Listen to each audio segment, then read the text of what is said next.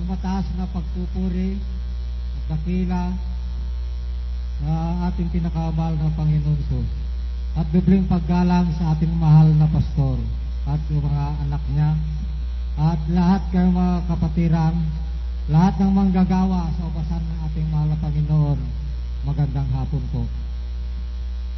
Bago ang lahat mga kapatid, ako po ay hindi ako nasave dito na tungkol lang sa sakit, hindi.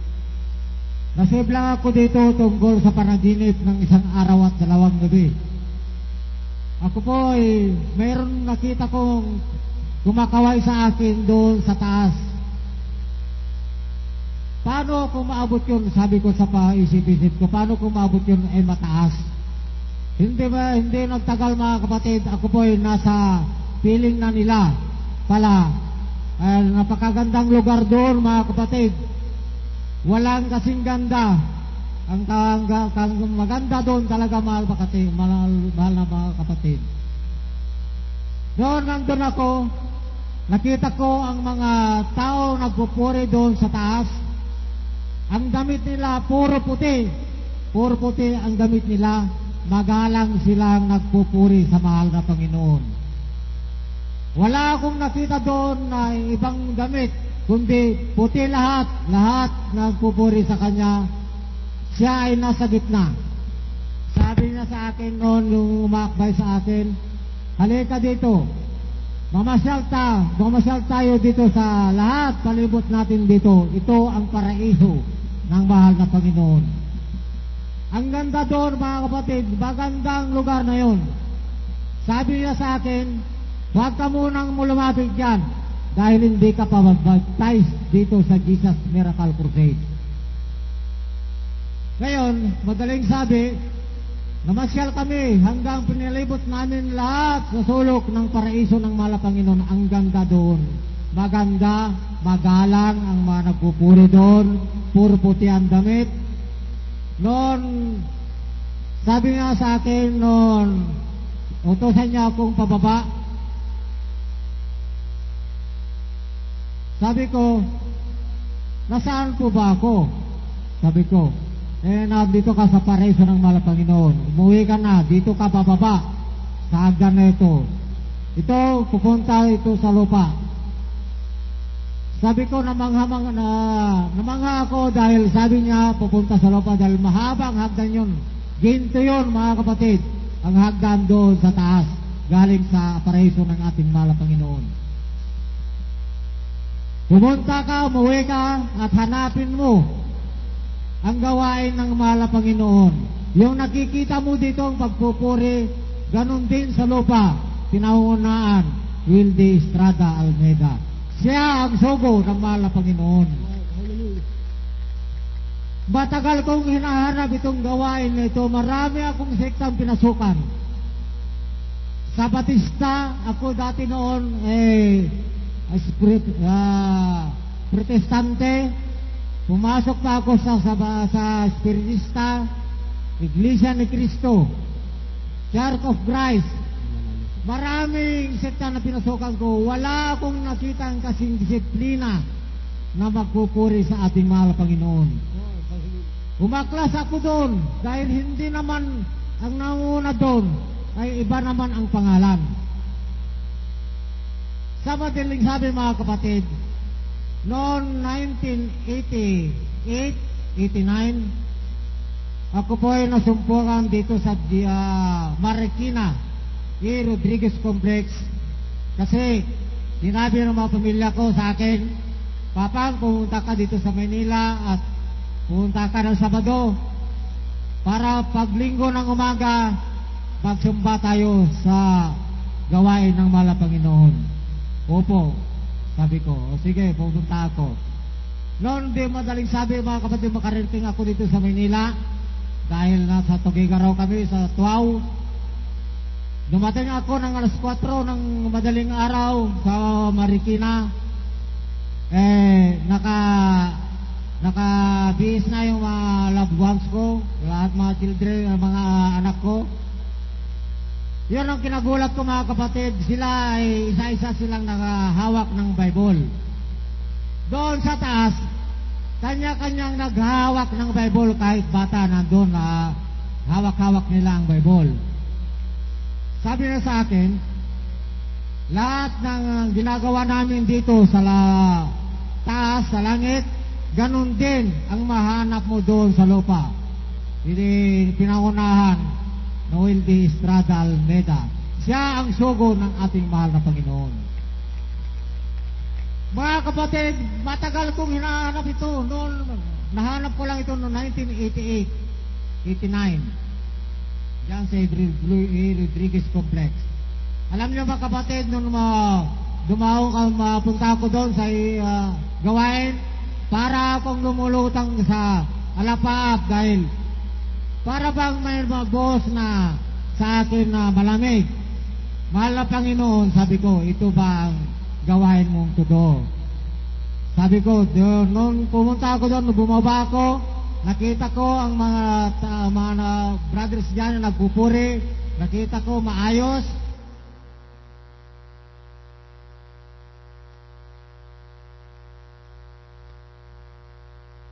Tahimik na silang magpupuri.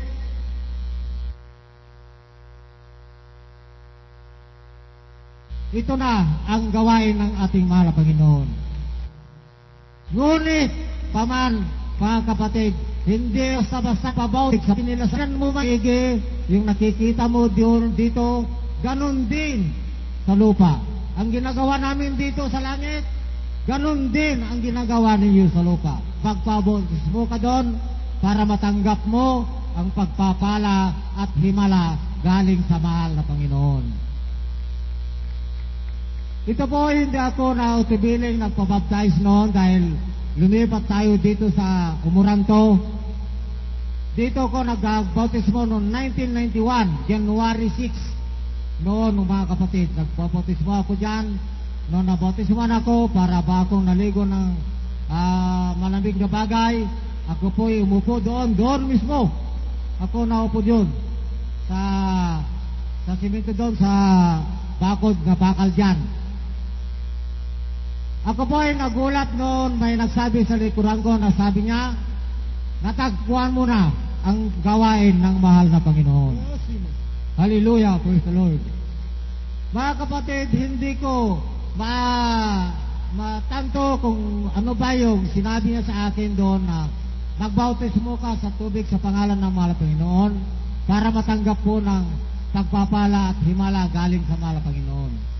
Ngunit, ako po ay na patunayan, mga kapatid, sa madaling sabi, ako po niyaya nila ako sa Burgos, Caligyan, Isabela. Kami ay gumagawa ng septic tanks doon. 1996 yun, October 26. Noon na gumagawa kami ng septic tanks, binenta kami ng alas 9 ng umaga. Ako po ay nadulas, paakyat, pupunta doon sa taas. Nadulas ako sa hagdan. Ako ay nahulog sa baba. 9.5 meters ang taas yun, yung paglalalim. Pala doon, mga kapatid, patay na pala ako doon. Noon iniyaw nila ako yung mga estudyante ng grade 6 pupils doon sa Burgos dahil katabi lang namin yung eskwelahan doon. Patay na pala ako noon. Sabi ng doktor doon sa kapitbahay namin, sa pagtatrabaho namin, palsabuhin muna ninyo na yan para pag uwi nyo sa Cagayan, hindi mabubulok. Huwag, ikaw yung tita ko. Dalhin na lang natin doon sa hospital sa Rojas. Doon na lang namin hintayin yung backup prayer nila galing sa mahal na pastor nila sa Manila. Dahil bubuhay yan. Mabuhay yan. Sabi daw yung tita ko. Paano mabuhay yan ay patay na? Paano ba ilagay, dalhin nyo sa hospital yan? Patay na yan. Sabi, hindi, huwag yung pakialaman yan. Kahit magbayad kami ng marami, basta doon kami maghintay ang resulta ng backup prayer nila, yung pastor nila sa Manila. Alam niyo mga kapatid, sa madaling sabi, alas 8 ng gabi, ako pinasok nila doon sa ospital. Alas 9 na alas 8 ng gabi. Noon, di magtagal siguro dahil hindi ko naman namalayan. Ako po may pumunta doon na sabi niya sa akin, kinalabit niya ako na nakabata, di ba niyo siya na matanda, na hindi ko makilala ang mukha niya dahil parang apoy siya ng kumikislap. Sabi niya sa atin sa tagiliran ko, yung kinalabit niya, anak, bumangon ka.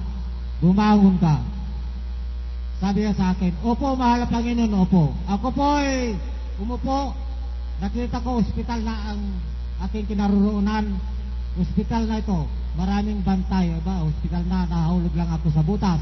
Sabi ko, ako po nahiga uli. Muli, sabi niya, anak, bumangon ka. Sabi niya sa akin, bumangon ka. At ako ang Panginoon Diyos mo. Ipatutuo mo ito sa Jesus Miracle Crusade, na ako ang tunay niyong Diyos na pinaglilingkuran ninyo. Ako po'y bumangon, mga kapatid. Noon ako'y bumangon, tinawagan ko yung nurse na magtanggal sa karayom ng dextrose sa aking braso. Tumakbo, mga kapatid, dahil natatakot ata, dahil sabi nila na ipatay na ako ay multo. Ngayon tinanggal ko yung needle ng dextrose, pati yung paa ko, bali 5, pati noo, tinanggal ko lahat. Ako po ay naglakad, takbuhan ng mga tao doon sa loob ng ospital. Noon dumura ako doon sa pintuan, nandun sila sa puno ng saging na nagtatago, na sabi nila, yun na yung multo, bumangon na yung multo. Ika nila sa akin, hindi ako multo. Noon ngayon na ako'y pasya na kami umuwi, dahil gabi na, mga alas 11 na ata ng gabi, kasalukuyan pa ng ulan. Hinahanap namin yung naghanap kami doon, pagbayaran namin ng hospital bill namin doon sa Caligan, Burgos Hospital. Wala kaming mahanap na pagbayaran namin. Alam niyo, mga kapatid, hindi kami nagbayad ng hospital bill namin dahil wala kaming pagbayaran. Muwi na kami na hindi kami nagbayad. Kinabukasan, mga kapatid, nakita nila ako doon sa pinagtrabaho namin. Hindi makapasok yung mga estudyante doon dahil alas 9 na, alas 8 na ako'y na doon sa pader ng eskwelahan. Sila ay natatakot na pumasok dahil sabi nila ay multo ako. Ako po, sabi ko, hindi ako multo, binuhay ako ng ating mahal na Panginoon. Amen. Hallelujah. Oh, glory to God. Kasi noon, mga kapatid, kami po ay nagpupuri doon sa harap ng TV, kami ay inuusig nila. Sabi ko, mahal na Panginoon, ipakita mo sa kanila, ikaw ang Diyos namin na buhay. Sabi ko sa mahal na Panginoon, yun ang panalangin ko. Hindi ko alam na ako ay gawin niyang instrumento niya, na ako ay binuhay niya para sila ay maniwala na ang Diyos natin dito sa Jesus Miracle Crusade ay buhay. Oh, hallelujah. Siya ang nagbuhay sa akin, mga kapatid. Pero niyo, 8 oras akong namatay, binuhay ako. Yan ang hindi ko mabayaran sa atin mahal na Panginoon. Dahil yun salamat ako sa pagpapalang pinansyal at